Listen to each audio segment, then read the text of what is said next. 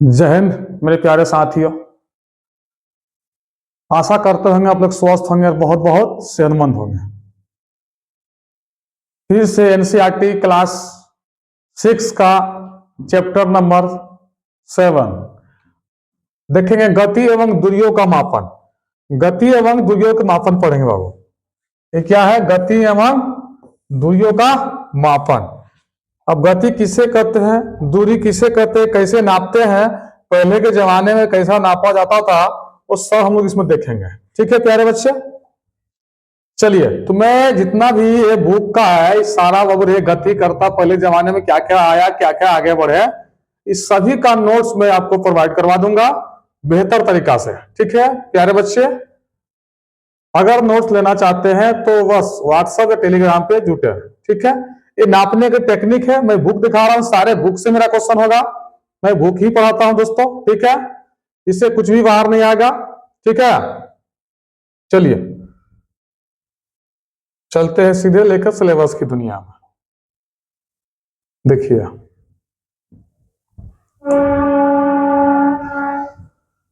गति और मापन कैसे पढ़ाई करते थे, गति कैसे नापते हैं, सारा हम लोग आज देखने वाले हैं। ठीक है प्यारे बच्चे, ठीक है। गति एवं दूरियों का मापन, गति कैसे करते हैं, दूरी कैसे है, कैसे नापते हैं, सब कुछ हम लोग देखने वाले हैं। देखिए प्यारे बच्चे, ये गति कर रहा है, दौड़ रहा, गति है। गति किसे कहते हैं? एक स्थान से दूसरे स्थान जो जाते हैं हम लोग, क्या गति है कि क्या है? चलिए देखिए, पहले के जमाने में कैसे नापते थे, कैसे गति करता था काम।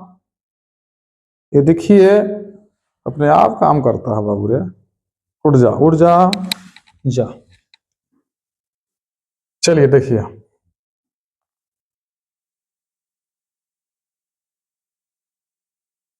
मापन का अर्थ किसी अज्ञात राशि की उसी प्रकार के कुछ ज्ञात राशि से तुलना करना होता है। मापन की वैसे जैसे बाबू रे मान के चलो, आप देखिए ये टेबल है। ठीक है प्यारे बच्चे, ये टेबल है, इसको बोलेंगे बराबर बराबर भागों में बांटो।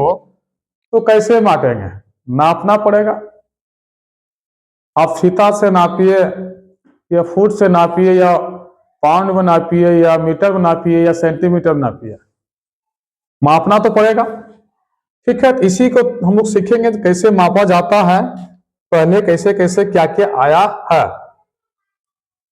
इस ज्ञात निश्चित राशि को मात्रक कहते हैं। मात्रक किसे कहते हैं? मापन की अर्थ किसी अज्ञात राशि की, कोई भी अगर सामान है बिना मापा हुआ है, अगर उसको जैसे कि मांगे चलिए एक बोरा में चावल भर दिए, उसको अगर मापना है, जो उसको मापेंगे ना उसी क्या बोलेंगे? मात्रक बोलेंगे। क्या बोलेंगे? मात्रक कहते हैं। किसी माप के परिणाम दो भागों में व्यक्त किया जाता है, एक भाग संख्या और दूसरी भाग ली गई माप का मात्रक। जैसे कि बोलेंगे 50 किलो का बोरा में, पटुआ का बोरा होता है या किसी प्लास्टिक का बोरा, अगर उसमें बोलेंगे 50 किलो चावल, क्या बोलेंगे बाबू रे? 50 किलो चावल। ठीक है, तो 50 क्या गया? और चावल क्या हो गया? चावल हो गया मात्रक। क्या बोला? मात्रक। और क्या गया? संख्या मान। क्या बोला? संख्या। ठीक है, तो जब भी बोलेंगे दोनों का बात आएगा, संख्या और मात्रक। ठीक है प्यारे बच्चे, वही कहा गया, भाग संख्या है और दूसरा भाग क्या गया? ली गई माप का मात्रक है। ठीक है प्यारे बच्चे, किसी माप के परिणाम दो भाग में व्यक्त करते हैं। जब भी कोई भी चीज मापेंगे तो दो भाग में होगा, या 2 किलो चावल या 5 किलो चीनी और 1 किलो तेल। तो 1 केजी, तो 1 क्या हो गया? संख्यात्मक मान हो गया, और तेल क्या गया? मात्रक हो गया। क्या बोल रहे? मात्रक। क्लियर है? आशा करते हैं कि आप लोग समझ गए होंगे। मापने के मानक मात्रक। मानक मात्रक, चल देखिए, प्राचीन काल में, प्राचीन का मतलब सबसे पुराना काल, प्राचीन काल में पैर की लंबाई, उंगली की चौड़ाई तथा एक कदम की दूरी, इन सभी का मात्रक के रूप में ये देखिए, ये जो है खत्म कीजिए। सभी का मात्रक के रूप में सामान्य उपयोग होता था। देखिए प्यारे बच्चे, जब पहले के जमानों में हमारे पास, अभी देखिए क्या क्या प्रणाली, एमकेएस प्रणाली, एमकेएस प्रणाली, एससीजीएस प्रणाली, ठीक है प्यारे बच्चे, और ब्रिटिश प्रणाली, फुट पाउंड, देखिए फुट पाउंड सेकेंड, ये सब क्या हो रहा है, प्रणाली है। तो ये सब प्रणाली जो है नहीं होता था, ये सब कोई प्रणाली, ये तो एसआई प्रणाली, अभी हम लोग एसआई प्रणाली के अंतर्गत में सब आते हैं। तो ये सब कोई भी प्रणाली पहले नहीं होता था। तो कैसे नापते थे? तो उसमें पैर से, डेग से नापते थे, या उंगलियों से भी नापते थे, या किसी एक धागा ले लीजिए, सूता, रस्सी जिसको बोलते हैं हम लोग, तो रस्सी लेकर के, जैसे कि बोर्ड का लंबा, जैसे कि देखिए इसको नापना है यहां से यहां, एक रस्सी से लेकर के यहां से यहां बराबर करेंगे और इसको A1/8 में करेंगे और उसके बाद नापेंगे। लेकिन मैं कैसे, अगर मुझे कहा जाए कैसे नापेंगे, एक रस्सी, एक धागा यहां से लेकर यहां तक बराबर कर लेंगे और धागा का बराबर कर देंगे, फिर दो धागा काट देंगे और दोनों को फिर एक स्थान पर लाके दोबारा सटाएंगे और सटाने के बाद जहां तक आएगा वहां तक चिन्ह लगा देंगे, एक हिस्सा इधर हो गया, एक हिस्सा इधर हो जाएगा। ठीक है प्यारे बच्चे, ऐसे नापता था लोग। लेकिन पहले के जमाने में लोग कैसे नापने लगा? पैर उंगलियों से, ठीक है ना, एक पैर से नापने लगा, एक पैर यहां से 2 3 ऐसे करके, अगर मान के चलिए 8 गो हो गया, 7 गो, 5 गो, कुछ हो गया, 1 2 3 4 5 6 7, एक 8 गो हो गया, तो 4 से लेके इधर एक आदमी का, इधर हो गया एक आदमी का। ठीक है बोले, ये ऐसे नापने के प्रोसेस था। पहले कोई भी फिक्स माप नापने का तरीका नहीं था। चलिए, हड़प्पा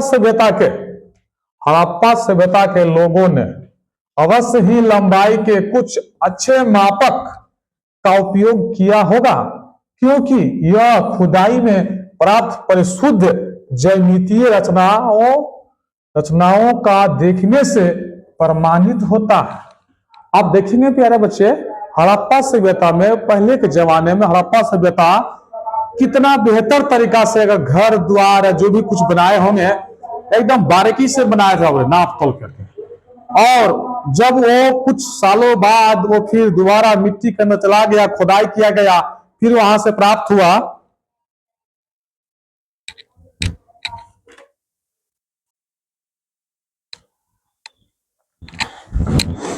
देखिए प्यारे बच्चे, ये जो है हड़प्पा सभ्यता के लोग बता दिए थे, खुदाई किया था, खुदाई में बढ़िया बढ़िया नाप तोल कैसे कैसे बनाया था, सब सिस्टम ढंग से मिला था।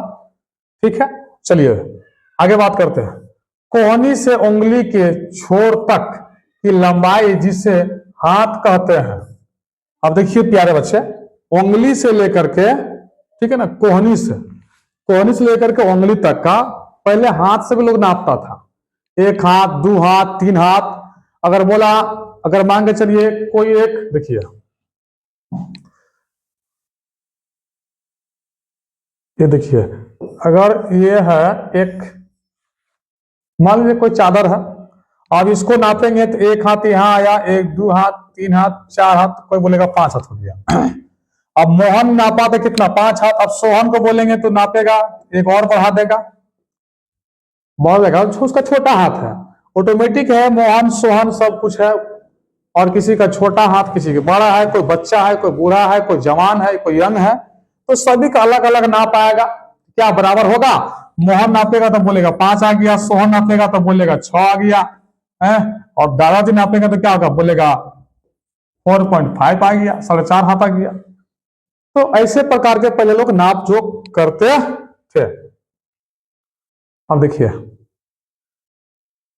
कोहनी से उंगली के छोर तक की लंबाई जिसे हाथ कहते हैं, लंबाई जो है, लंबाई के मात्रक के रूप में प्राचीन मिस्र में उपयोग किया जाता था, जिसे संसार के अन्य भागों में भी मान्यता प्राप्त थी। संसार के अन्य भागों में भी इसी प्रक्रिया को अपनाए थे। संसार के विभिन्न अंगों में लोग लंबाई के मात्रक के रूप में फुट फुट का उपयोग करते थे। संसार के विभिन्न भागों में, संसार के और भी जो भाग था, जितने भी और सब देश थे, उस समय कैसे नापते थे? सारे फुट में नापा जाता था। फुट पाउंड सेकेंड, ये फुट पाउंड सेकेंड, ठीक है बोले। एफपीएस, एक होता सीजीएस, ठीक है, एक होता एमकेएस और एसआई। अभी हम लोग एसआई पद्धति नाप रहे हैं, ठीक है बोले। अभी कौन सा पद्धति हम लोग नाप रहे हैं? तो एसआई पद्धति को हम लोग अपनाए हुए हैं, ठीक है प्यारे बच्चे। चलिए देखिए, अलग अलग क्षेत्रों में फुट की लंबाई थोड़ी भिन्न होती। अलग अलग क्षेत्रों में फुट की लंबाई थोड़ा सा भिन्न था, अलग अलग था। आजकल जिस मात्रक प्रणाली का उपयोग हो रहा है उसे अंतरराष्ट्रीय मात्रक कहते हैं, यानी कि एसआई मात्रक। आजकल जो वर्तमान में कह रहे वर्तमान में, ठीक है ना, वर्तमान में जो है हम लोग एसआई नापते हैं, एसआई। आगे क्लास में लोग पढ़ेंगे दोस्तों बढ़िया से इसको, ठीक है। आगे क्लास में लंबाई का एसआई मात्रक मीटर होता है। बहुत बेहतर क्वेश्चन है, बहुत पूछता है दोस्तों। आजकल ये क्वेश्चन कम पूछने लगा है, पहले के जमाने में ज्यादा पूछता था, ठीक है ना, लेकिन पूछता था, अच्छा जानकारी क्वेश्चन है, ठीक है। लंबाई का एसआई मात्रक क्या होगा? मीटर होगा। इसमें आपके ज्यामितीय बॉक्स का 15 सेंटीमीटर पैमाना भी दिखाया गया है। इसका देखते हैं, एग्जाम्पल दिखाया गया है कैसे नापते हम लोग है, ठीक है। देखिए ये जो है 15 सेंटीमीटर है, 1 है, 2 है, 3 है, 4 है, 5 है, 6 है, ऐसे करते करते कहां लगा 15 तक आ गया। नापने का तरीका अब देखेंगे, 1 सेंटीमीटर में कितना एमएम होगा, क्या होगा, इसके बाद हम लोग देखते हैं, ठीक है। इसके लिए हम एक बड़े मात्रक को परिभाषित करते हैं, इसे किलोमीटर कहते हैं। क्या कहते हैं? किलोमीटर, यानी कि 1 किलोमीटर में कितना एमएम? 1000 मीटर, सॉरी एमएम नहीं, मीटर। 1 किलोमीटर में 1000 मीटर को 1 किलोमीटर कहा जाता है, ठीक है प्यारे बच्चे। मापक क्रियाकलापों को मानक पैमाने का उपयोग करके दोहरा करते हैं तथा लंबाइयों को एसआई मात्रकों में माप सकते हैं। अब देखिए, लंबाई को एसआई मात्रक में लोग नाप सकते हैं। एसआई में क्या होता है? एसआई के अंतर्गत में मीटर भी आता है। एमकेएस प्रणाली, मीटर किलो सेकेंड, क्या बोले? एम के एस, मीटर किलो सेकेंड। हम लोग एसआई अंतर्गत में इसका माप लोग करते हैं, ठीक है। पहले ऐसा ही था, लेकिन ये जो है इसमें अब आ रहा है, किसमें? एसआई में ही आ जा रहा है, ठीक है। ऐसा करने से पहले हमें दूरियां तथा लंबाइयां मापने का सही ढंग जानना आवश्यक है। ऐसा करने से दूरी और लंबाई मापने का सही तरीका होना चाहिए, न कि गलत तरीका होना चाहिए।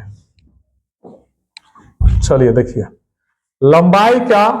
लंबाई की अर्थात परिशुद्धता मापन दैनिक जीवन में क्या हो रहा है?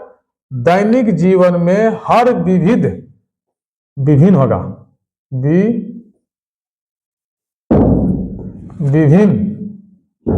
विभिन्न प्रकार की मापक युक्तियों का उपयोग करते हैं। दैनिक जीवन में जो लोग यूज करते हैं, हमारे फुट में, कोई पाउंड में, सॉरी कहते हैं मीटर में, कोई समय नापता सेकंड में। अब बोलेंगे यहां से वहां दूरी नापिए तो क्या नापेंगे?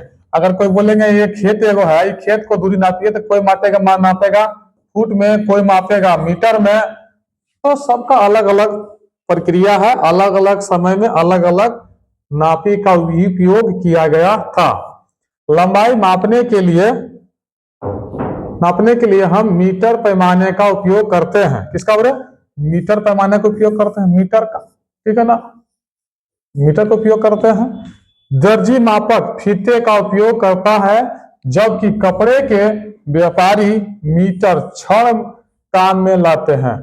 अच्छा, किसी भी दुकान में कपड़ा खरीदने गए होंगे, उसके पास देखिए 1 मीटर का एक छड़ होता है, पतला सा, लोहा का हो या स्टील का हो, जिसका भी हो, उसी से वो कपड़ा लपेट करके ऐसे करके लेपेट करके नाप के दे देगा, काट करके तुरंत। और दर्जी के पास जाइएगा सिलाई करवाने के लिए, तो उसी नापी को माप को फीता के द्वारा मापता। उसके पास एक फीता पाया था, गले में लटका के रखता है दर्जी सब, और उसी से नापने का काम करता है। यानी कि मीटर को अलग अलग प्रकार से माप सकते हैं अलग अलग स्थानों पर। किसी वस्तु की लंबाई मापने के लिए किसी उपयुक्त युक्ति का चयन करना चाहिए। उदाहरण के लिए किसी वृक्ष का घेर अथवा अपने सीने वक्ष की माप के लिए मीटर पैमाने का उपयोग नहीं कर सकते हैं। क्या बोला? उदाहरण किसी वृक्ष का घेर अथवा अपने सीने वक्ष की माप के लिए मीटर पैमाने का उपयोग नहीं कर सकते हैं। ठीक है प्यारे बच्चे। लंबाई क्या? लंबाई के अर्थात परिशुद्धता माप। दैनिक जीवन में हम विभिन्न प्रकार की माप उपयुक्त का उपयोग करते हैं। लंबाई मापने के लिए हम मीटर का उपयोग करते हैं और दर्जी माप फीते का उपयोग करते हैं, जबकि कपड़े के व्यापारी मीटर अंछड़ का उपयोग करते हैं। जो व्यापारी कपड़ा नापता है तो क्या करता है? मीटर को छड़ से नापते हैं, दर्जी फीता से नापते हैं। ठीक है, सभी का माप अपना अलग अलग तरीका से नापते हैं। किसी वस्तु की लंबाई मापने के लिए किसी उपयुक्त युक्ति का चयन करना चाहिए। उदाहरण के लिए किसी वृक्ष का, ठीक है, घेरा अथवा अपने सीने वक्ष की माप। क्वेश्चन को रिपीट किया गया है, टाइपिंग सब।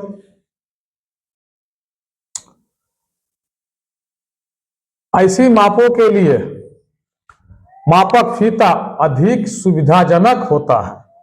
छोटी लंबाई जैसे पेंसिल की लंबाई मापने के लिए ज्यामितीय बॉक्स के 15 सेंटीमीटर पैमाने का काम में ला सकते हैं।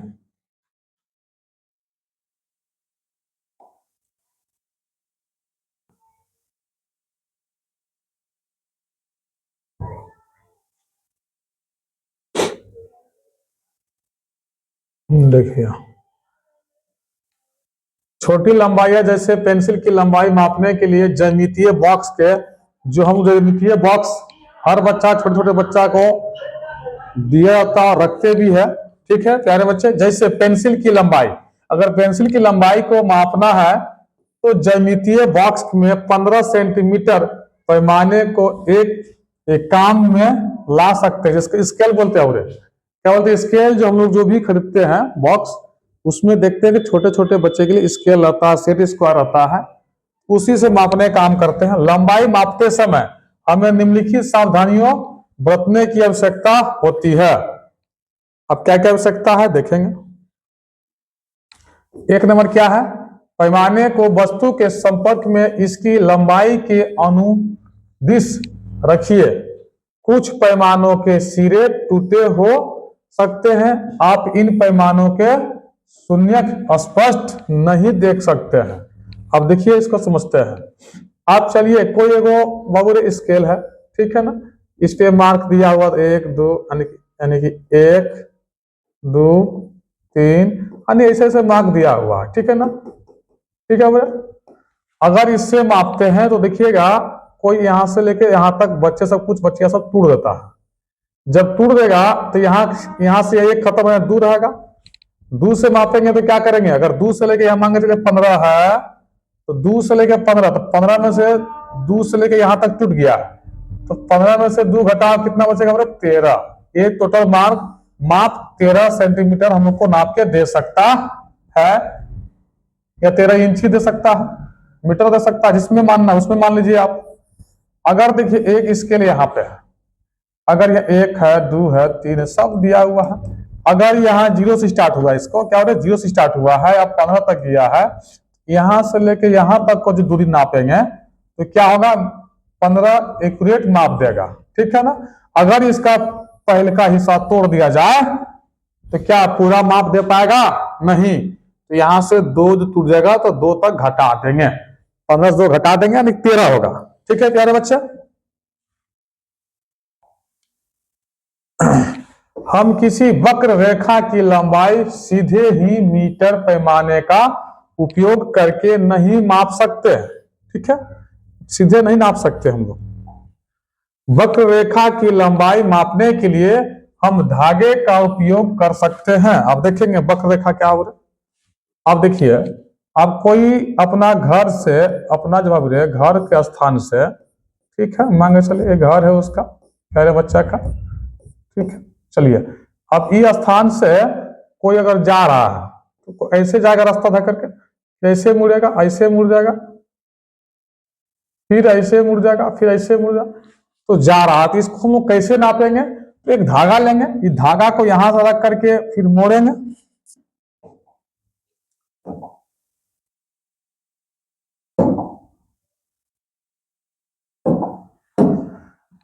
देखिए एक धागा लिया, ऐसे मोड़ा, ऐसे मोड़ा, ऐसे मोड़ा, ऐसे मोड़ा, ऐसे मोड़ा, अब गए तो एक धागा लेकर के यहां से बिठा करके नापते जाएंगे, ऐसे करते जाएंगे, ऐसे करते जाएंगे, ऐसे करते गए, और फिर क्या करेंगे, उस धागा को फिर हम कर देंगे सीधा, तब जाकर सोचेंगे नापेंगे फिर फीता से कितना दूरी है, हो गया।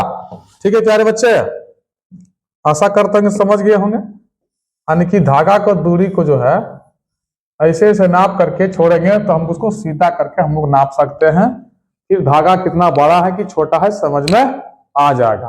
अगर कोई घूम घूम के जा रहा है उसको बोलेंगे दूरी नापो, तो क्या नापेंगे? तो पहले सूता एक धागा लेकर के घूम घूम के उसको घुमाएंगे और उस धागा को नापने के बाद फिर सीधा करेंगे, देखेंगे कितना दूर तक जा पा रहा है। ठीक है, आशा करते हैं कि समझ रहे होंगे।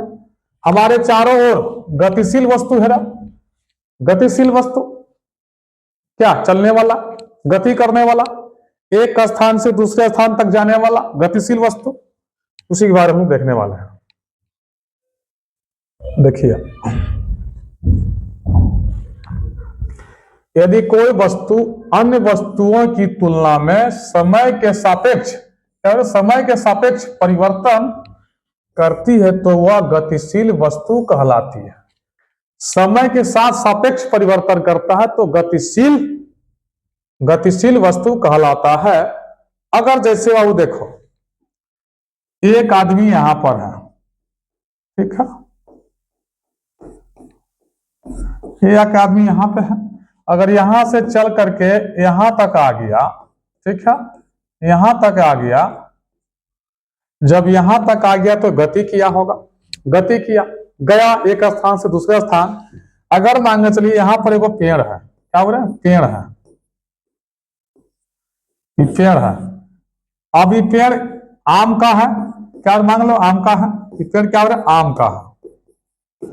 जब आम का पेड़ है और यहां एक जाइएगा तो बाबू रे एक नारियल का पेड़ आपको दिखाई देगा, ठीक है, ये क्या है, नारियल का पेड़ है, ठीक है ना। तो आम के पेड़ के पास से नारियल के पेड़ के पास चला गया, आदमी गति किया, तो क्या ये पेड़ भी गति कर लेगा क्या? जी नहीं, यहां नहीं। ठीक है प्यारे बच्चे, समझ गए होंगे गति। दूसरे शब्दों में समय के साथ किसी वस्तु की स्थिति में परिवर्तन होना उस वस्तु की गतिशील अवस्था कहलाती है। दूसरी अवस्था दूसरी तरीका से दे दिया है गति। अब कोई एक स्थान से दूसरे स्थान जा रहा है, उसमें स्पीड बढ़ा दे या घटा दे, क्या गति है। या कोई घड़ी है तो घड़ी भी क्या है, टिक टिक टिक टिक टिक टिक टिक टिक चलते रहता है, क्या रुकता है स्थान पे? नहीं, तो भी क्या है, गति है। गतिशील वस्तु की अवस्था दो रूप में पाई जाती है। कौन कौन? दृश्य गतिशील वस्तु, नदी में जल की गति, नदी में क्या, जल की गति, वायु में वायुमान की गति, बादलों की गति, ये सब गति करता है। अब देखिए नदी में जल, अगर कोई नदी में जल है बस बहता रहता है, क्लियर है। वायुयान की गति, अब कोई हवाई जहाज है तो उसका भी गति देखेंगे, ठीक है ना, गति रहता है उसमें भी, जाते रहेगा। बादलों गति, बादल कभी यहां ढगमगा रहा फिर उधर चला गया घूमते घूमते। अब देखिए ये हो गया। गति किसी वस्तु की स्थिति में किसी प्रकार की परिवर्तन जैसी दिखाई देती है। गति किसी वस्तु की स्थिति में, कोई वस्तु की स्थिति में किसी प्रकार की परिवर्तन जैसे दिखाई पड़ता है। क्या परिवर्तन है? जैसे कि हम जा रहे हैं तो परिवर्तन है कि नहीं? अब रुके हुए और चल दिए तो गति हो गया, जा रहे हैं दोस्तों, ठीक है प्यारे बच्चे। अब घड़ी देखिए, घड़ी, सिलाई की गई मशीन, अथवा बिजली की पंखा जैसी वस्तुएं एक स्थान से दूसरे स्थान तक गति नहीं कर सकती है। आप देखेंगे घड़ी जो है, घड़ी हो गया या जो सिलाई करने वाला जो मशीन होता है उसका गति कर पाता है क्या, चल पाता है? वो अपने एक ही स्थान पे घूमते रहता है। तो कौन सा गति करते हैं कहेंगे उसको? वृत्तीय गति। वृत्त के हिसाब से घूमते रहेगा। पंखे की पंखुड़ियां अथवा घड़ी की सुइयां गति करती है, परंतु इनकी गतियों चरचीटी अथवा रेलगाड़ी की गति जैसी नहीं हो सकती है। देखिए, पंखों की पंखुड़ियां अथवा घड़ी की सुइयां गति करती है। अब पंखा का जो पंखुड़ी है, पंखा क्या हो रहा है? पंखुड़ी। अब जो पंखा है देखिएगा, 3 पंखा पंखुड़ी रहता है, तो पंखा घूमता तो पंखुड़िया घूमता है, वो गति करता है, ठीक है। लेकिन पंखा एक स्थान पर टंगा हुआ रहता है, ठीक है। परंतु इनकी गतियों अथवा रेलगाड़ी की गति, कहानी खत्म कीजिए इसको, अथवा रेलगाड़ी की गति जैसी नहीं हो सकती है, ठीक है। रेलगाड़ी रैखिक गति है, रैखिक एक ही दिशा में चलते रहता है, घूमता थोड़ी है। चलिए देखिए गति के प्रकार। आप गति के प्रकार पढ़ेंगे। सीधी सड़क पर किसी वाहन की गति, किसी परेड में सिपाहियों के मार्च पास्ट की गति अथवा किसी गिरते पत्थर की गति का परीक्षण किया गया हो तब का। कहने का मतलब, आप मान लीजिए कोई भी सेना है, झंडे को सलामी दे रहा है तो गति करता है, या तो जाता है लेफ्ट राइट एक साथ गति करता है सब, या तो कोई पत्थर जैसे कि ये है, हम इसको फेंकेंगे तो जैसे फेंके गया फिर अपना सामने आया, रेखीय गति हो गया। तो अगर यहां से गिराएंगे तो रेखीय गति सीधे गिरेगा। अगर कोई रेलगाड़ी जा रही है तो क्या वो सीधे गति होगा, ठीक है।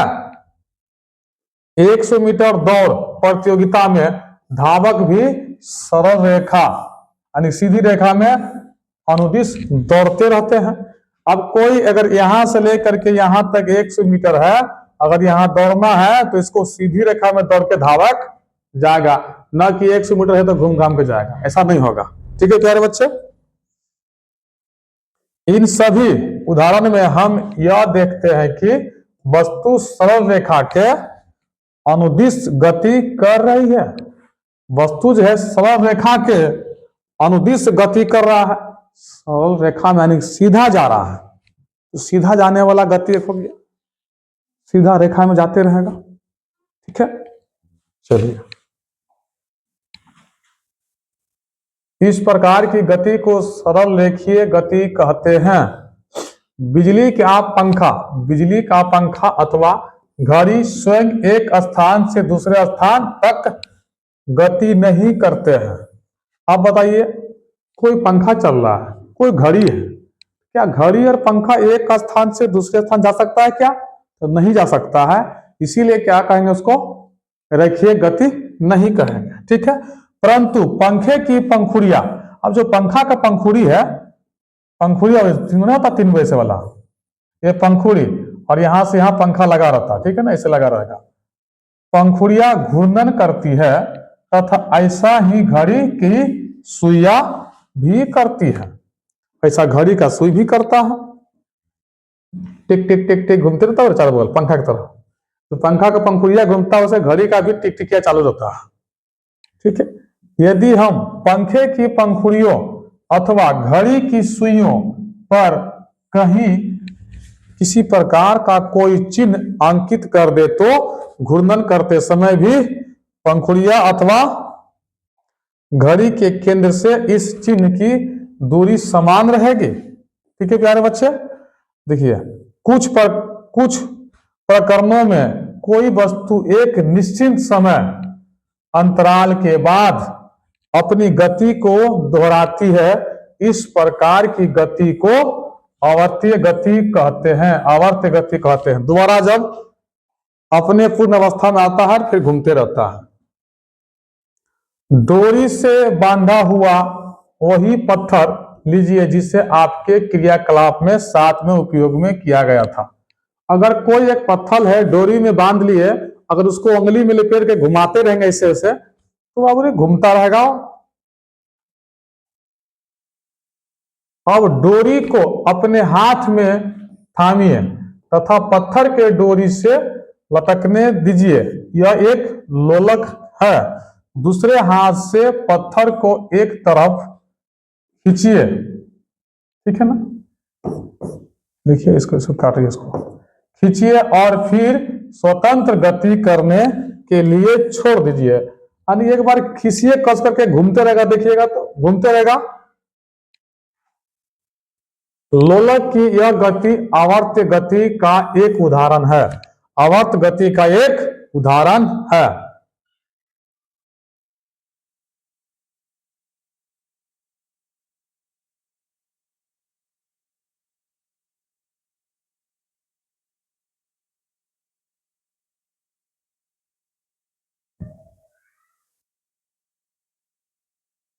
तो ठीक है प्यारे बच्चे, गति हम लोग पढ़ लिए इसमें।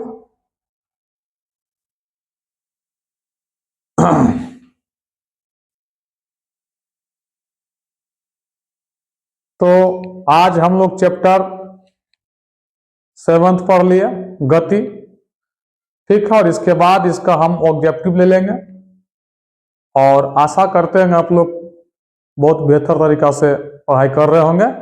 और अच्छा लगे तो लाइक और सब्सक्राइब जरूर करें। धन्यवाद।